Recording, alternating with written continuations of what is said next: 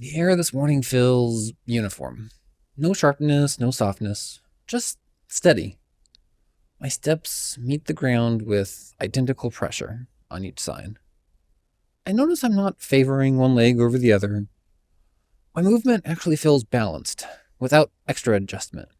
It doesn't demand effort, it just holds.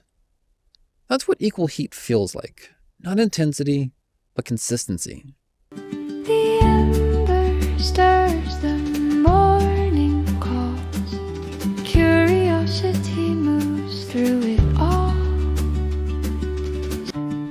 You're joining me on the Ember Walk, where curiosity meets motion. I'm David Dysart.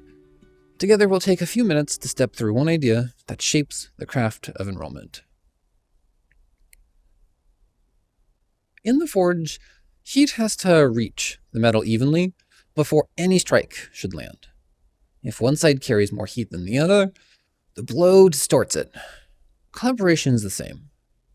When the force behind a decision is fueled more by one voice than the others, the tension replaces alignment. The best outcomes come from distributing the heat, not directing all of it from one source.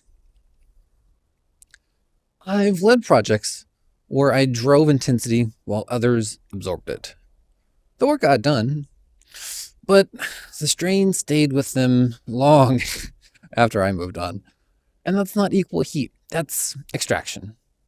In one case, after a cycle of late nights, a teammate told me they didn't mind the work, but that they were concerned that I didn't realize it wasn't sustainable. And that hit harder than a missed deadline would have. Heat isn't just pressure, it's accountability to the impact of that pressure. There was also a time I stayed quiet during planning because I believed someone else's urgency just outweighed mine. I convinced myself that stepping back was supportive. Later, I realized that I had lowered heat on my side instead of matching it. Their plan was flawed because it lacked attention I could have provided. It didn't avoid conflict for strategic reasons. I avoided it because I didn't want the discomfort of forcing that equal engagement. My silence cost the team more than my resistance would have.